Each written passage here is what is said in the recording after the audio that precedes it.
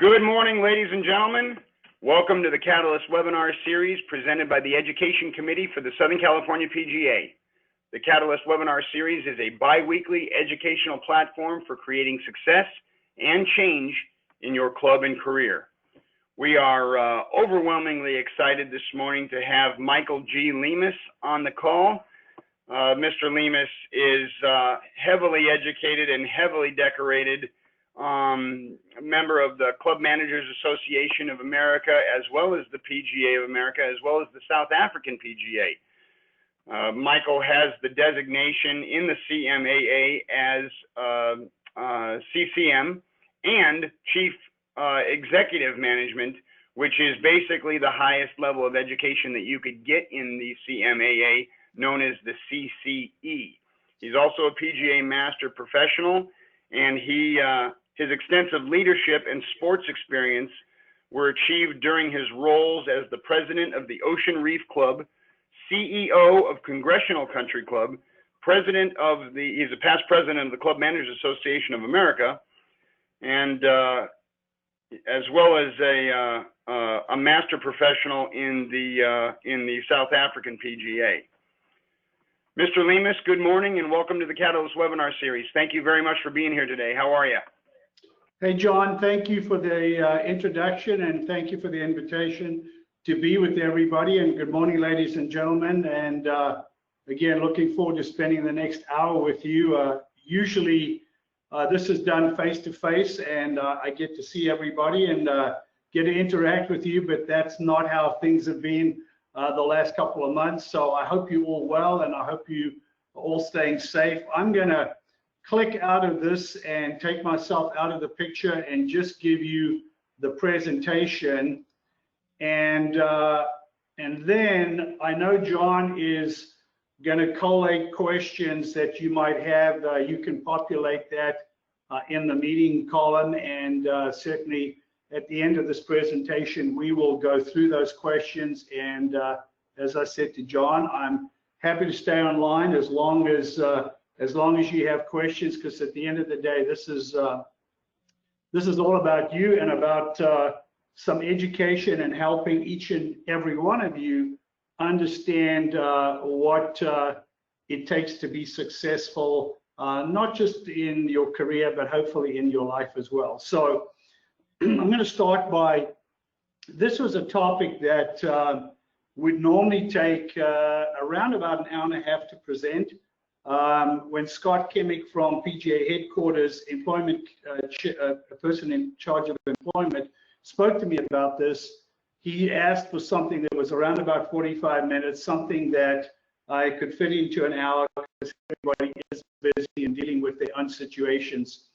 And we looked at a topic, and the one that we finalized on was really success. You know, what does it take to be successful in your careers and in your life? And again, I certainly don't have all the answers. I am going to share with you a lot of my own personal experiences.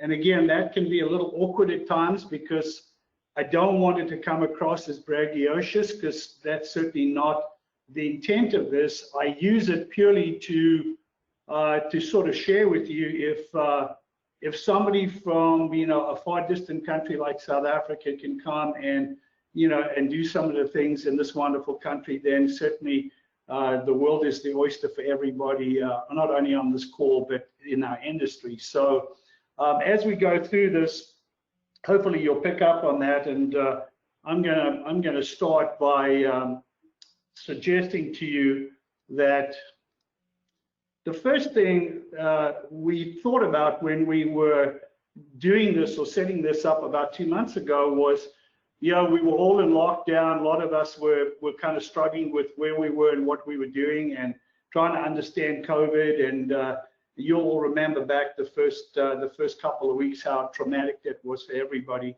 So we thought that this would be a good opportunity to really, as Covey says, sharpen your saw. And how were we going to, you know, come up with information and education that was not only informative, but stuff that you could actually take away and impact, do immediately and impact your lives. And to that end, I'm going to say that this is something that hopefully you will look at, you will embrace.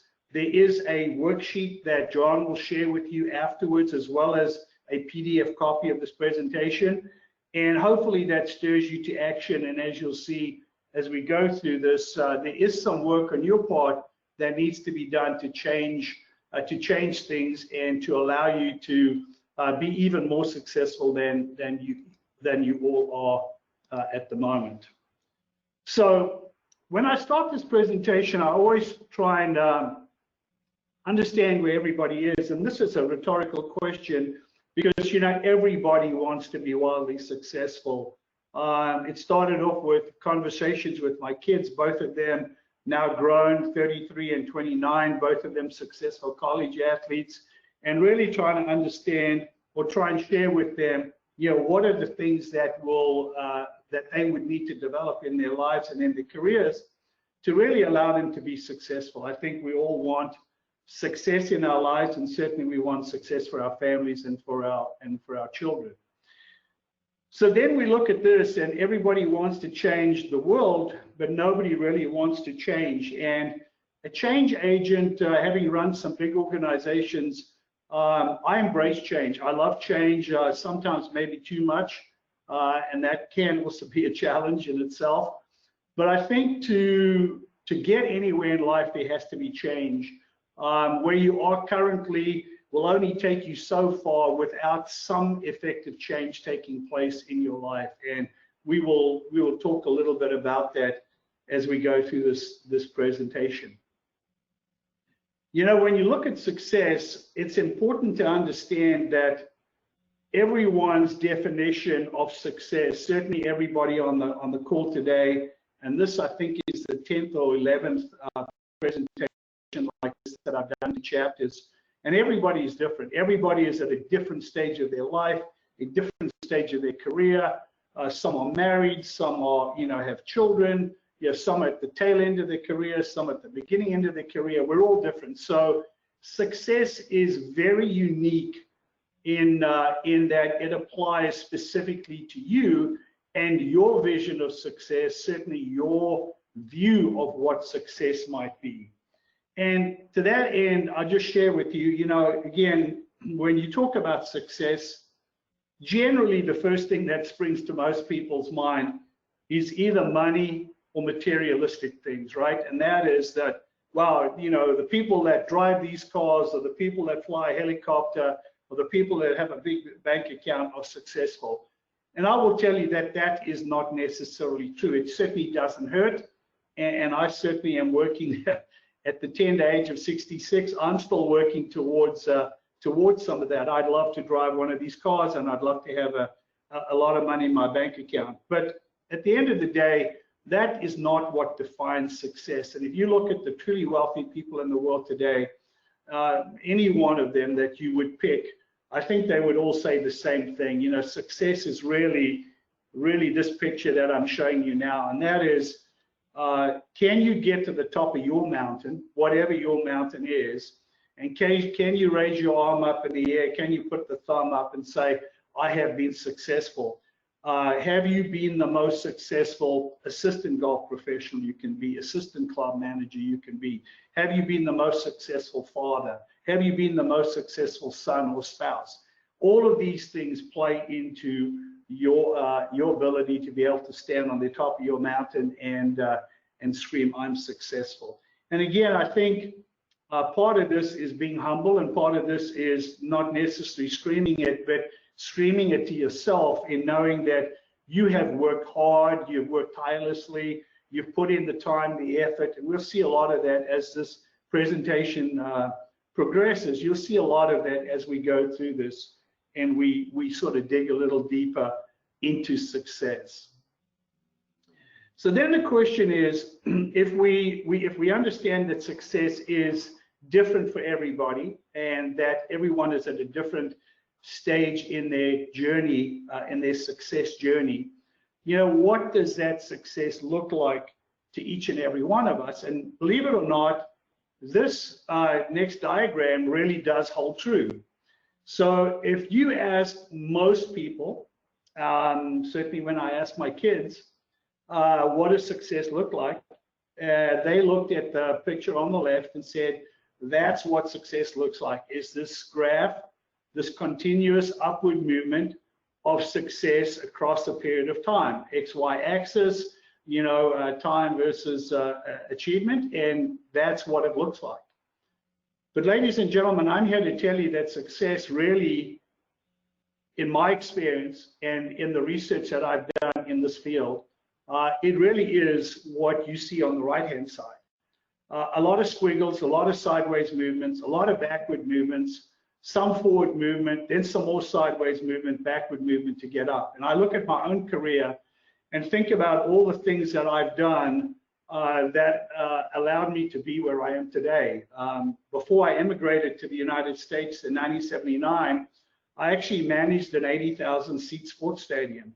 I was, in charge of this operation. I was driving a nice car, I was earning a great salary. And when I moved to the United States in 1979, the best I could do was pour concrete or work in a retail store. And I don't say that in a bad way. It was just, that's what I needed to do to build up my credibility. And was that a step backwards for somebody who was an executive who ran an 80,000 seat stadium and drove a nice car? The answer was yes, very much so. Very humbling experience. And then you kind of move forward again, and then you have to take 2 or 3 steps sideways.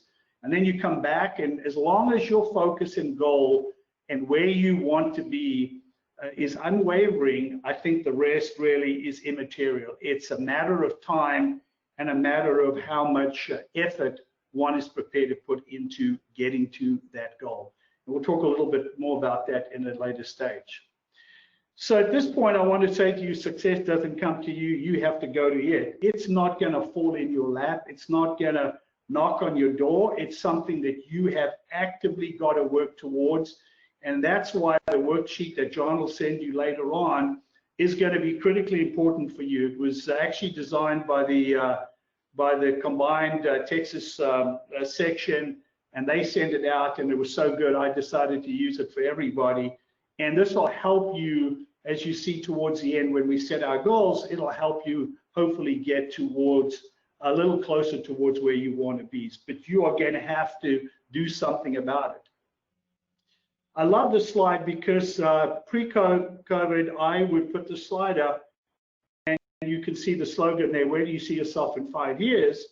And one would extrapolate, where do you see yourself in a year, 3 years, 5 years, 10 years?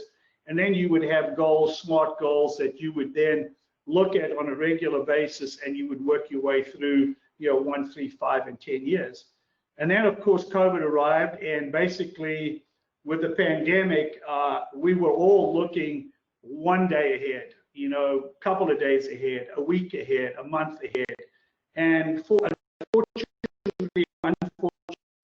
we're still in that mode as we start opening up. We're looking a little further out, and I would urge you to continue to do that as you go through your careers and go through your workplace. You're looking at that. I was just talking to John, whether or not you open up food and beverage, in California, up in the desert, down here in Florida, we literally are virtually open. The only thing that's limiting us is 50% seating capacity in the restaurants and clubs. Other than that, for all intents and purposes, we're open. And everybody's different, so everyone focus on, what you have to do. But on your career, it's still important to look a year, 3, 5, and 10 years down the road as to where you see yourself being and what you need to do that, and evaluating your goals as you go through that. And again, I'm hoping that everybody goal sets on here, but I know statistically that only 10% of people set goals, and really only about 5% of those goals, 5% of the people write them down, and then about 1 to 2% of people actually follow through on reviewing those goals and actually acting against them. So I hope everybody is doing that, and if you're not, certainly has an opportunity to get, and there's a lot of great information out there about that. So as we start moving through this presentation, I have 2 key questions that I have for each of you that I want you to keep top of mind, and we'll see them now, but we'll see them again at the end of the presentation. And there's a very good reason why we have this repetition, because I think it's something that if I leave you with nothing else today, I would hope that you take these two key questions as a challenge and something that you could work towards to be able to really set your careers on a path to the greatest possible success and also your lives. So the first question is, will you take action? And as simplistic as that question is, it's probably one of the most important questions you'll hear today, or you'll hear people ask, and that is, will you take action? Meaning, what will you personally do as an individual? What will you do to make a difference, to impact your lives and your careers and your success moving forward? Because as I said in the previous slide, unless you take action, change is not going to happen.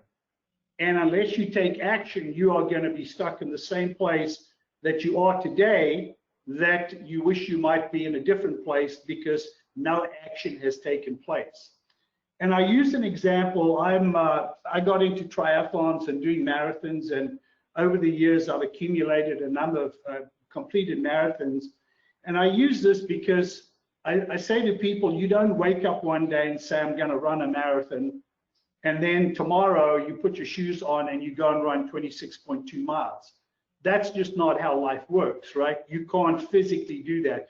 You may be a great athlete, you may be young, you may be strong, and you may even be able to finish that. But the point is, that's not how life works. The idea is, I'm going to run a marathon. You make that commitment. That's a goal. You then start the next day by waking up early before everybody else wakes up. You lace on your shoes, you go out, you run a mile, you come back, and then the next day you do the same. The next week you do a mile and a half, and so you build up till eventually one day, race day comes, New York City Marathon, you line up and you successfully complete 26.2 Ks, and they put a little medal around your neck. I use that because that's the kind of consistent action that needs to be taken to be able to get you to the point that you want to be at down the road. So taking action. The key to success is doing stuff. The key to success is taking action and getting stuff done. The second question is, will you sacrifice? And life is about sacrifices. We all have the same number of hours in the day. And if you figure out that they recommend 8 hours of sleep, I wish I got 8 hours of sleep, I don't, but anything from 6 to 8 hours of sleep. And then for most of us in this industry, we're probably working 8 to 10 hours. And again, I know there's times we work a lot harder and a lot longer than that. But really, if we use 8 and 8 just as benchmarks, there's another 8 hours of stuff or time that we can do stuff. And whatever that is, whether it's spending time with your family, doing education, exercising, all of the other things that we can do. So I don't have time is not a good answer. Certainly for me is not a good answer. But it will require you to sacrifice. And I mentioned in my example of a marathon, I specifically say you have to get up early. Because if you have kids or you have a spouse, you all know that, you know, once 6:30 or 7 o'clock or 6 o'clock comes along, things get hectic, you get pulled in a lot of different directions. So the sacrifice in this instance is getting up early. Or the sacrifice could be that you run later on in the evening. But there are sacrifices that will present themselves to you each and every day before a training run. For example, on a Saturday morning at 7 o'clock, you know, going out drinking with your friends until 1 o'clock in the morning is not going to happen. And your friends are probably going to give you a hard time, but that's the sacrifice that one makes to be able to achieve the goals that you are. And again, there's so many examples of this. I'm not going to go through all of them, but as you can imagine, there's a lot.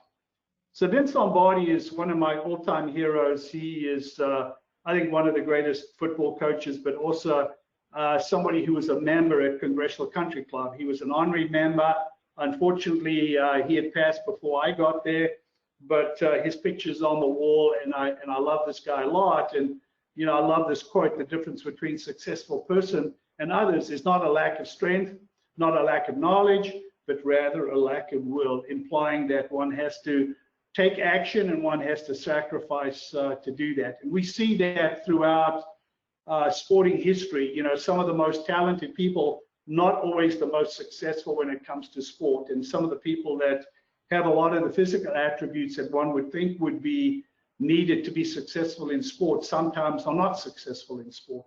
I think the road is paved with people like that throughout the history of sport.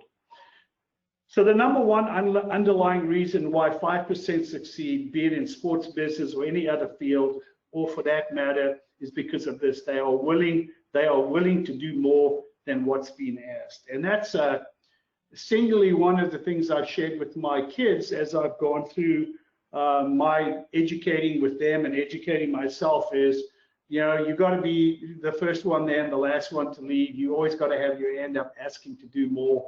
I believe that a strong work ethic is one that will certainly move you along in the right. It's not the only thing, but it is one that I believe moves you in the right direction.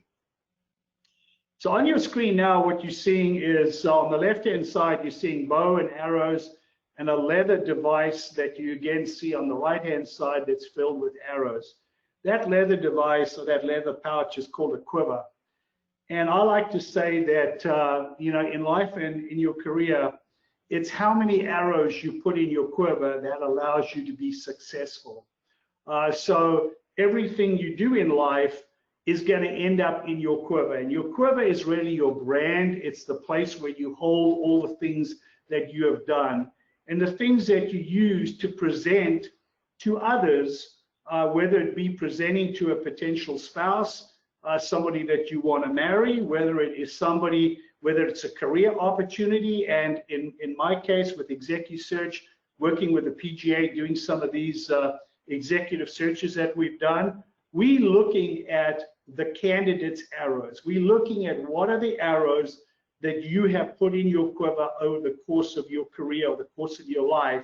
And then how do those arrows stack up against the arrows that are in the quivers of other people that are applying for the same position?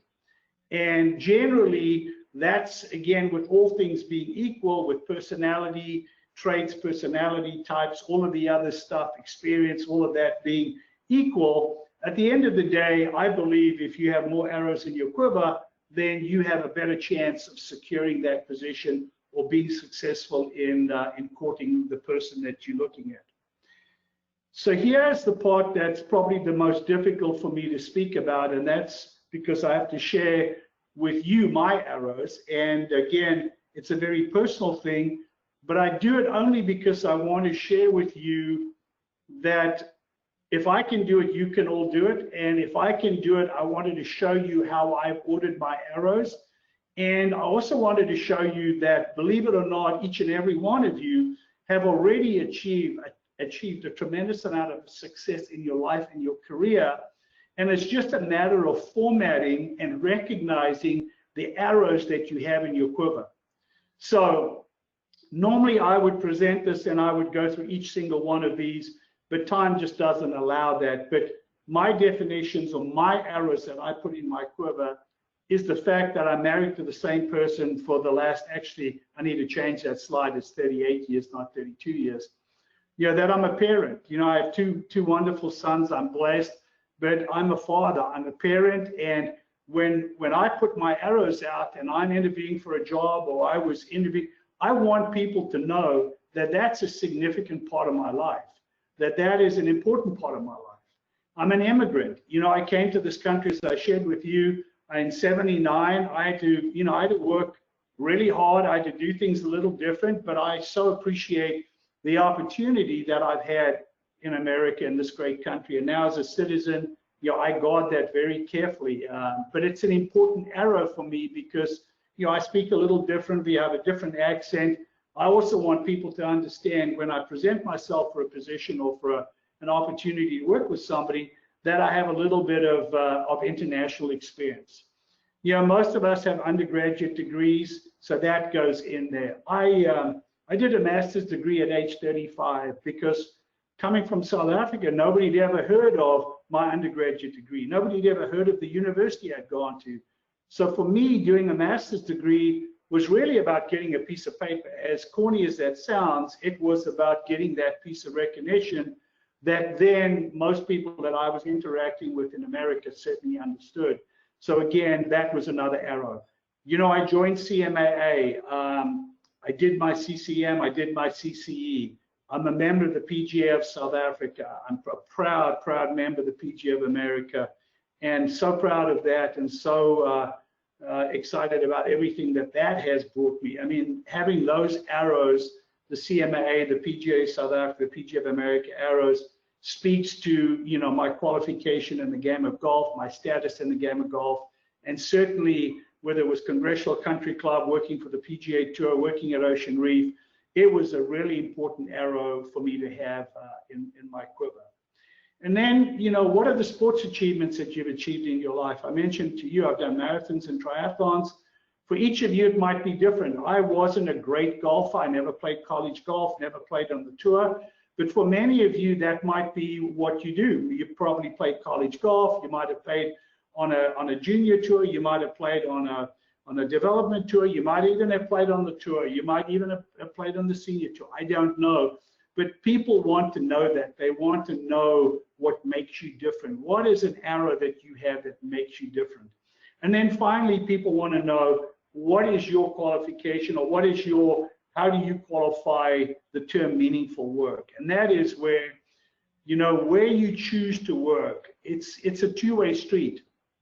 There are people who I've worked with over the years and ask questions of me about, you know, should I leave? I'm a number 3, or I'm an assistant golf professional at Congressional. I've been offered a job at XYZ Club, and should I move or should I not move? There's an awful lot of thought that has to go into that for me to be able to give advice on that. And again, I think people look, whether we like it or not, whether we brand conscious or not brand conscious, people look to see where it fits. So if we're doing a search for a club that is in a medium category, they're going to look for people that have had experience in that range, but they also have aspirational views of, can I get somebody who's worked at a club that's a little better than our club? And I think that is, again, something that you need to take into consideration when you look at your arrows. So I wrote this article back in 2014. I did with a guy called Fred Laughlin. We did research on trying to find out what are the traits of great club leaders. And again, I'm a firm believer that we don't want to reinvent the wheel. We don't want to necessarily, we do learn from our mistakes, but why do we learn from our mistakes if there are others out there that have made the mistake and we can learn from them? So we went out, I surveyed about 250 club leaders, general managers, head golf professionals, directors of golf around the world. I think it was about 200 from the United States and about 50 internationally. And we asked them, what are the traits or characteristics that one needs to be successful in our industry? And you can see on the right-hand side, the fact is rated as essential by at least half of the respondents, so rated very high. And I'm going to walk you through those. But it's interesting that it was, when the survey was done, I believe we got nearly a 75% response rate. And again, from a statistical point of view, that's extremely relevant to getting this and to getting it directly from the horse's mouth. And again, nothing wrong with academics, but I wanted this not to be an academic exercise, but more an exercise of people that are on the ground, boots on the ground, that are actually doing the job in the trenches, as it were. So when we looked at those, here's the characteristics and traits of these successful leaders. And I'm going to kind of run you through each of these, and some of them I have a little story to tell you. The very first one, let me say this, let me back up and say this survey was the third one we did. We did one in 2012, we did one in 2010, and I'm getting ready right now to do one for 2020, the latter part of this year. And it was very interesting to see that in the initial ones, integrity wasn't very high up, and I never really could figure out why that was. And it's interesting that in this one, it rose to the top, and as it rightly should. And integrity is one of those things that, in my mind, it's either black or white. And the great story about integrity for me is what happens at the Masters every year. Jim James, who is the highest ranking club hospitality person at Augusta National, and some of you may know Jim, super nice guy, really qualified club manager, just a real industry leader. They probably have, I forget the number now, but 20, 25, 30, no, probably 20, 25,000 people every year applying for jobs during the Masters, whether it's cleaning toilets, working in their concession stands. There's so many different jobs that they need people to fill. The very first thing they do when people come and apply is they give them what's called an honesty test. And the honesty test is really one question. And the question is, on a scale from 1 to 10, how honest are you? And ladies and gentlemen, there is only one right answer. And the right answer is 10. On a scale from 1 to 10, 10 being the most honest is 10. The answer is 10. If you answer 9 or 9.5 or 8 or 8.5, you do not pass to go to the next stage. That's how important it is for them when they talk about integrity and honesty. So the next one is communication skills. And my favorite quote is Jack Welch, who has been quoted as saying, communicate, communicate, communicate. And when you think you've communicated enough, communicate some more. And I learned that lesson going through Hurricane Irma down in Ocean Reef in Key Largo a couple of years ago. One of the things that we did was over-communicate with our members. In fact, I thought we over-communicated, but the members thought it was just absolutely spot on what we communicated. So that was my lesson. I thought we were giving them way too much, and they thought they were getting just enough. So again, communication skills are written, verbal, listening, presenting. There's just so many different things that go into communication skills, and those are really important. A positive attitude. You make that choice each and every day. I tell my kids that. You make that choice. It's not anybody else's decision. It's your decision. And again, taking a positive attitude is important. Commitment. We talked about that earlier a little bit about running a marathon. What is your commitment? What are you prepared to do? What are you prepared to sacrifice? The ability to inspire. We've all watched on the television lately, whether it's from California all the way to New York. We've watched our elected officials on television doing different things. This is not a political platform, but we have seen them all, and some have the ability to inspire and others don't. And I think that's an important characteristic of successful leaders, successful people today. Forward thinking and strategic thinking are really put together in a 6 and a 6+. Forward thinking is really thinking into the future. Strategic thinking is really creating a game plan of how you think you're going to get to the future. So again, I think really important. Common sense or gut feel, point number 7, is critically important. How many times we've made decisions, each one of us, on our gut and our common sense, and it's worked out well for us when everything else says, this should be a no-brainer, and you go, I don't know, there's just something here that doesn't feel right. So again, common sense and gut. Confidence. You have to exude confidence if you're going to be a successful leader. And there's many times in my career I've felt less than confident, standing up in front of 900 employees after Hurricane Irma, where more than half of them, their homes were devastated. They didn't know where they were going to sleep. They didn't know where they were going to stay. They didn't really know where the next meal was coming from. It was really tough. I didn't have any confidence. But again, that's something that you have to project and then deal with the consequences behind closed doors. You need to be decisive. You need to be able to make a decision. And I would say to you, by not making a decision, you are actually making a decision. So it's important to be decisive. Financial savvy, I think, goes without saying. I'm busy wrapping up my tax year. And man, oh man, I wish somewhere in school, whether it was at high school, undergraduate, or grad school, somebody spent a little bit more time telling me about finances and about running a big business like Ocean Reef or Congressional. But it wasn't there, and I had to go out and find that and learn that myself. So for you, those of you that are in the same boat, don't lose hope. There's a lot out there that one could do to become up to speed on that. 11 is fairness, treating other people the way you want to be treated. And then the new platinum rule, and that is treating other people the way they want to be treated. We'll talk a little bit about that. And then finally, passion. You know, I love what I do. I'm passionate about what I do. I know each and every one of you probably are as well, because this is an industry that you really do need to be passionate about it, because it is such a great industry. So here, allow your passion to become your purpose, and it will one day become your profession. And that's something I really feel very strongly about it. And here's another one: live what you love. You know, people ask all the time, and I feel like I've never really worked a day in my life, because I've got to drive down the driveway to Congressional Country Club, and I get to work in a place that most people recreate. I got to drive into Ocean Reef, where people spend, you know, nearly $250,000 to join and come there to boat and fish and golf and do all those other wonderful things. And I get to live in that area, and I get to work with this every day. It's been a blessing.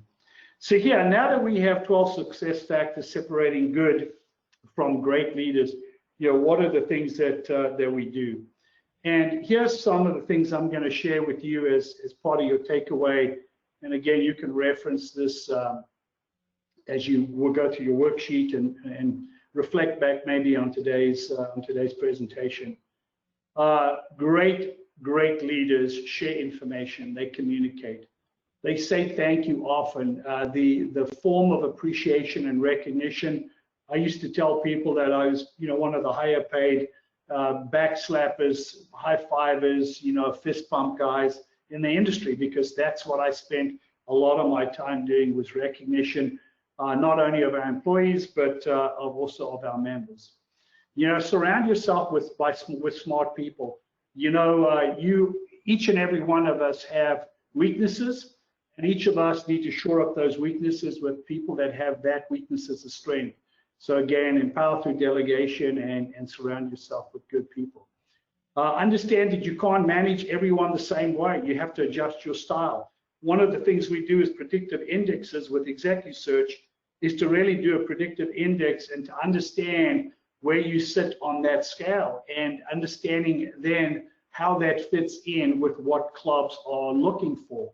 And I use that a lot with my management team as well. I had each of them do it. I shared my PI with them so they all could understand, you know, how I trigger. Dealing with a financial person sitting in a back office would be very different to dealing with me, who's a little bit more outgoing and more gregarious.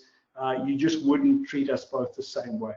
Set small milestones. Rome wasn't built in a day. I gave you the marathon analogy. I think you get that. Have fun. Life is short, especially as we've gone through what we're going through now, whether it is the COVID situation, the race riots, whatever's happening on the world. I think we just need to appreciate where we are and really enjoy what we're doing and have some fun. The next one, point 7, is really important, because I think of myself as a manager, as a leader, as somebody who removes friction points. And really removing friction points are removing obstacles. What are the things in life that are presented as obstacles that I can help remove, whether it's for my kids, whether it's for my spouse, whether it's for the people that I work with every day. You know, I've heard something as ridiculous as my phone doesn't work because it's, you know, 3 generations old iPhone. Well, that's an easy fix, right? I can help you with that. To software that one needs to upgrade, there's a lot of different things that you can do to help remove friction points. And that, as a leader, a successful leader, is your job. Constantly giving feedback and making your team productive. I'm not a huge believer in performance evaluations done on an annual basis. I am a believer of performance evaluations done on a regular basis. You know, constantly giving feedback is critical. Work ethic is critical. I've talked to you a little bit about that. Focus your time, the old 80-20 rule, and I'm going to share with you a slide at the end about that and how important that is. And then I mentioned to you earlier the golden rule, which is treating others the way you want to be treated, but the platinum rule is treating others the way they want to be treated, and that is critically important. So therefore, successful leaders has integrity, is a great communicator, positive attitude, committed, the ability to inspire others forward, and strategic thinking, common sense of gut, confident, decisive, financially savvy, and is fair. So the greatest pleasure in life is doing what people say you cannot do. So I love this slide because, you know, again, it's not to prove necessarily to prove other people wrong. For me, it was more to prove myself right. So by setting goals and targets and then achieving them, for me was the personal satisfaction that came with that. I'm going to share one example with you. So I was fortunate enough to be able to get accepted to do the Ironman triathlon in Hawaii. Getting in is a big deal today. Back when I did this back in 1987 and again in 88, I got in as an international athlete. So it wasn't because of any athletic ability I had. And again, the beauty about a triathlon, it's stuff we learned as kids, right? You learn how to run, you learn how to ride a bike, and you learn how to swim. And as somebody who's a little oversized for my, you know, for my height and weight, my BMI tends to be a little bit on the heavier side or on the higher number side. This is really not an event cut out for me. But I knew with hard work and with putting in the time, I could get to that. And really, it wasn't. There was nobody saying you can't do that. It was really more saying to myself, is that something I can do? So ladies and gentlemen, as we start winding down, you will see that I've asked a lot of different questions. I've posed a lot of questions to you. I have suggested that, you know, there's some thought-provoking stuff in here. There's some questions that really only you can answer. I can't help you answer that. Nobody can. Nobody can. You have to answer those questions for you. So one, you have to identify what those questions are that in your life need to be asked. And what are those questions as it relates to your success that need to be asked? So I'm going to guide you through the worksheet that you'll get from John, but I'm also going to remind you of the two important ones that we talked about earlier. And that is, will you take action? Again, a large percentage of people on the presentation today, whether we like it or not, whether it's work, whether it's other things pulling you in different directions, a lot of you are not going to get to this, and it'll become a great piece of education. Again, maybe action is not going to be taken, but I would urge you to take action, because action changes things. Action, by making a small decision, strapping on your running shoes, going out to the range and hitting a bucket of balls, whatever that action is going to change things for you. And it's not a change overnight. It is a change over an extended, and I wouldn't say extended period of time. It depends on what you're trying to change, but it is going to take time to influence change in your life. And then what will you sacrifice? What are those things in your life that you're currently doing? They don't necessarily need to be good or bad. It's just, what are the ones that are sucking time away from you doing the action that we referenced earlier? You know, I found out that at one stage in my life I was watching too much TV, and I changed that from watching television to reading more.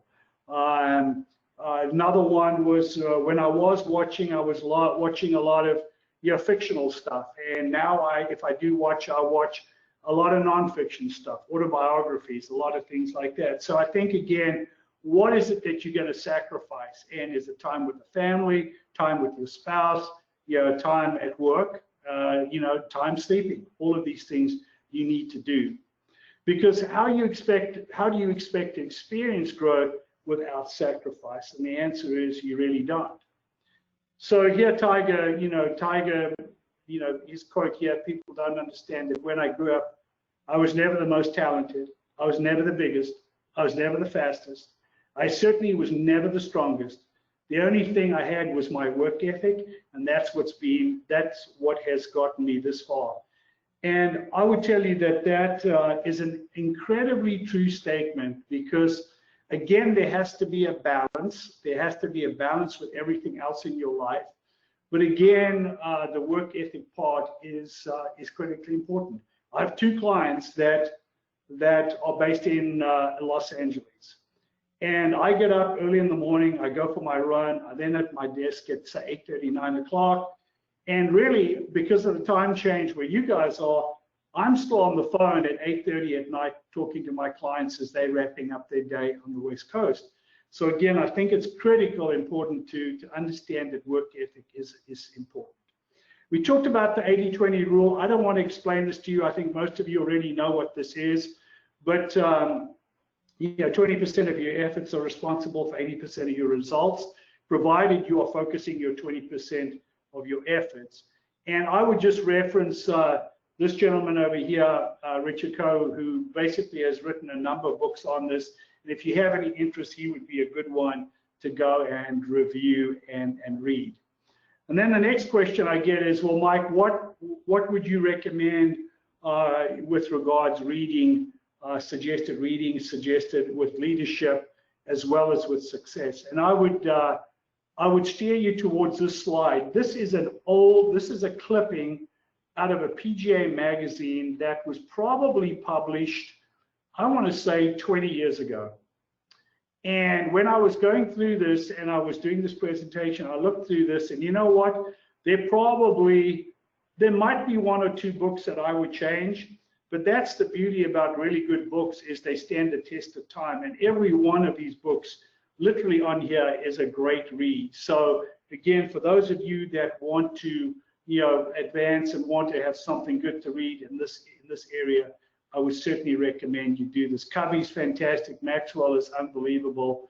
So go ahead and take some time to do that. And again, this will be in the PDF of my presentation that John will send out to you with the worksheet. And then finally, what is your call to action? Because again, sitting through today, I appreciate you all taking the time. We spent 45 minutes, an hour together. I certainly appreciate you giving me this time to share some insights with you. And my hope is that you take something away from this that allows you to be even more successful in your careers and in your life than you are today, and allows you to focus on some things to maybe move. So the call to action is, one, to create a relationship with your career consultant. In these uncertain times of what's going on in clubs, this could never be more true. Our PGA career consultants out there, they are so busy right now working with individuals, helping them. I just urge you to reach out and chat to them. Go to pga.org and fill out your job preferences. Again, we never have time to do this, but go ahead and plan on doing that. Take an introspective journey through career planning courses at pgacareerservices.org. A lot of them are up there now for free. Go in there, use them, utilize them. Maybe even to the next point, complete your specialization. I did my GM specialization. I did it all online, and it was an incredible experience, and one that I really enjoyed doing, self-paced. I was able to do that. And then finally, what is your personal definition of success? I want you to write that down. Write down that. What is in your life, what does success look like? When you project yourself 1, 3, 5, 10 years down the road, where do you see yourself? What is your pathway? What does that success look like to you? And then do an inventory of your arrows. Go through your resume, go through that sheet of mine, have a look at what is in there. Create your own arrows, because if ever we come across each other in an interview process or in a search environment, you're going to hear about those arrows again. And even if we don't meet, when next you're in that situation, use this opportunity to share, these are my arrows that I put in my quiver. This is my preparation that I've done to get to the next level. And then list the actions you need to take now to achieve success. What are those actions? And then what will you need to sacrifice to achieve the success? And as I mentioned to you, John will share a worksheet with you at the end of this presentation. And again, hopefully that'll help you move through it. So I'm a huge Nike fan. I have been for a number of years. I think I have every single set of golf clubs they ever made. Unfortunately, they don't make them anymore, but I'm just a huge fan. But this is one of the iconic throwaway lines, taglines from Nike, and I would suggest to each and every one, you just have to get out there and do it. So just do it. And then finally, that's the end of my presentation. And again, John, thank you to you and to everybody on the call. I see we had up to 34 I certainly hope that this was an hour of your time that was well spent, and I'm certainly here. My email and my information is with John, certainly in PGA, in the PGA, in the PGA books and that you can find me.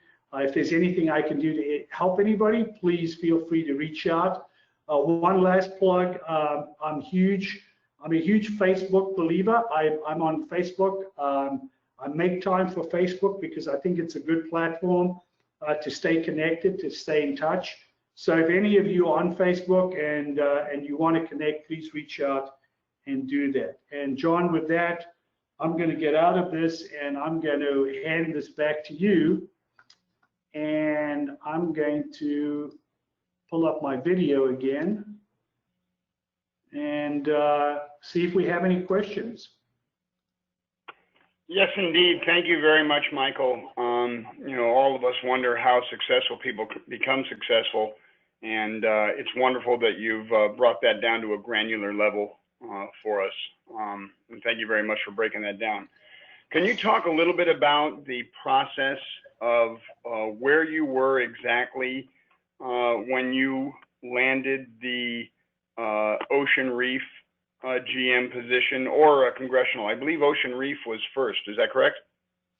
No, congressional was first. It's a good story, John, and I'm happy to share because again, it speaks to oftentimes with all the hard work you do and with all the work ethic and everything else that you may have, you still have to have some luck, right? You still have to be in the right place at the right time. And I think of I was working at a big resort in South Africa. I was running a tournament called the Nedbank $1 Million Challenge. It was the first $1 million prize money event in the world. And from there, I went to work for the tour. I worked for a guy called Pete Davison at PGA Tour Properties. And I was headed from South Africa to Las Vegas to have a regional position and run 2 properties for them there. The very last minute, I got sidetracked by running the TPC property in Washington. I had left the organization. It had left a void. It was their second largest profit club. And at the last minute, literally at the last minute, 2 weeks before I was to start in Vegas, I was asked if I would move to DC. Well, you really don't have a lot of choice in that. So I agreed, and I'm so glad I did because 2 years before I'd applied for a position at Congressional and I never got it. And so this kind of got me back into the DC area, and being an international guide kind of worked for me. But what it did was a lot of the members at TPC Avenel at the time were members of Congressional, and they got to know me, they got to see, my work ethic. I think they got to see me to transition became available. There literally was no interview. I mean, it was, I met with the president, there was no search done, and I was able to move across because of what they had seen me do at Avenel. They wanted that at Congressional, and I moved across, and I was there for 16 years. And then at Congressional at 60 and a half, I never thought I'd leave. I mean, that was my retirement job. I was planning on going out to consult at age 62, and the position at Ocean Reef came along. And again, because of work that was done at Ocean Reef, platinum clubs, work with CMAA, work with the PGA, all those arrows we spoke about, I got approached 3 times, and 3 times I turned down the opportunity at Ocean Reef. And eventually I said to my wife, I really think we need to at least talk to them because I think there might be something here that I may be missing. And as luck would have it, and as timing in life is everything, they were looking for a more mature manager. The guy that was leading there was 70 years old. So at 60, it didn't scare them at all. They were looking for somebody who was really well experienced in running high-end private clubs, but also had a resort experience. So I kind of fit that mold. And again, I checked those arrows in the quiver, and they made me an offer, and I spent 4 great years with them, and then retired there at age 65. So I think part of it John, to answer your question, is making sure you have the right arrows in your quiver, because that's what they're looking for, but also being in the right place or allowing yourself to be in the right place at the right time. Networking. I digress. One of the past chairmen of Ocean Reef, of Congressional, was a member at Ocean Reef. And every year he would bring in the financial statements from Ocean Reef and present them to me and say, hey, this is where you should go and work. And I'd smile, I'd nod my head, and I'd agree. I mean, you know, Congressional was a $30 million a year operation. Ocean Reef was a $120 million a year operation. It was just not on my radar. But again, being in the right place at the right time and having done the right networking, I think is critical. So hopefully that answers your question. It does indeed. To back it up a little bit, can you talk a little bit about your journey to Avondale? Yeah, sure. I think, so just briefly, my career started as a school teacher. So I was a physical education and history school teacher, and that's what my undergraduate is. And I never really thought I'd want to do anything other than that. I got into golf, you know, later in life. It wasn't something, you know, I didn't grow up as a country club kid. It got something I got very interested once I got to college. So I got into the game later in life, and my career took me, brought me to the United States, took me back to South Africa. I got into the hospitality business, again in sport, and from that into managing stadiums. And then from managing stadiums into managing athletes and agents. I worked for IMG, International Management Group out of Cleveland, Mark McCormack's organization. And then from that came back to the United States for the second time. And that's when I was, you know, pouring concrete and working in retail, and, you know, I had a stint at McDonald's. I just couldn't find the right match. I just didn't have the network.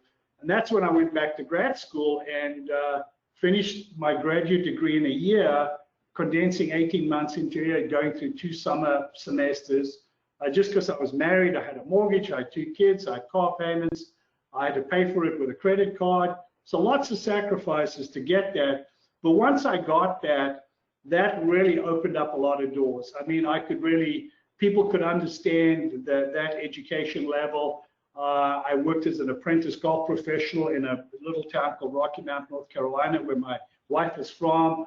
One thing led to another, and then an offer when this big resort opened up in South Africa, an offer from the developer to come out there and not only run the golf courses, but also run the sport and recreation and run the event, the big golf tournament. And really from there, interacting with all the players, interacting with the rules officials, and then that led to an offer from the tour to work for them. So there's this kind of, that graph of going around in circles and going backwards and sideways, to move forward.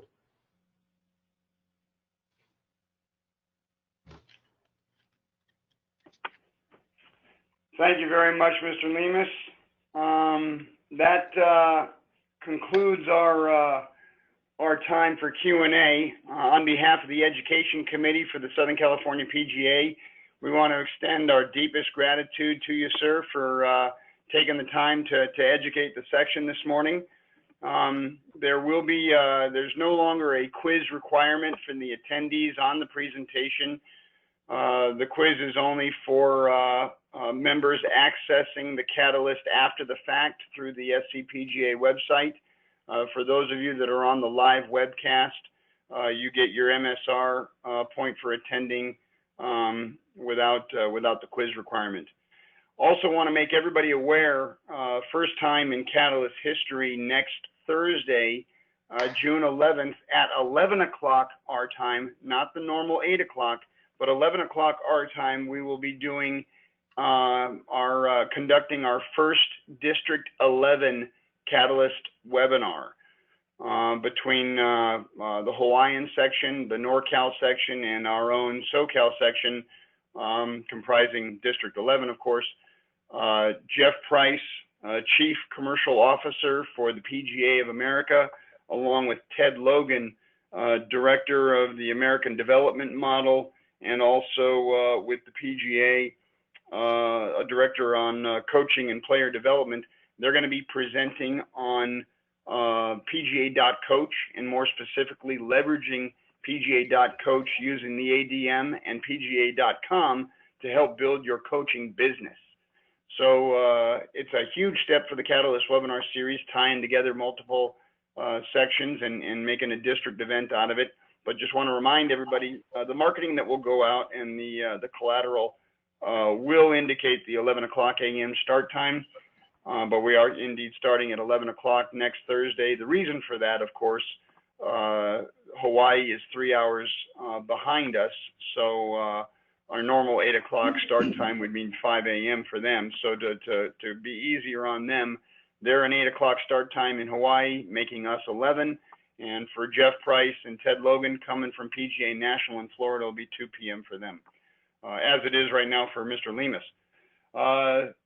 Michael, thank you very, very much for being with us this morning. We're extremely grateful.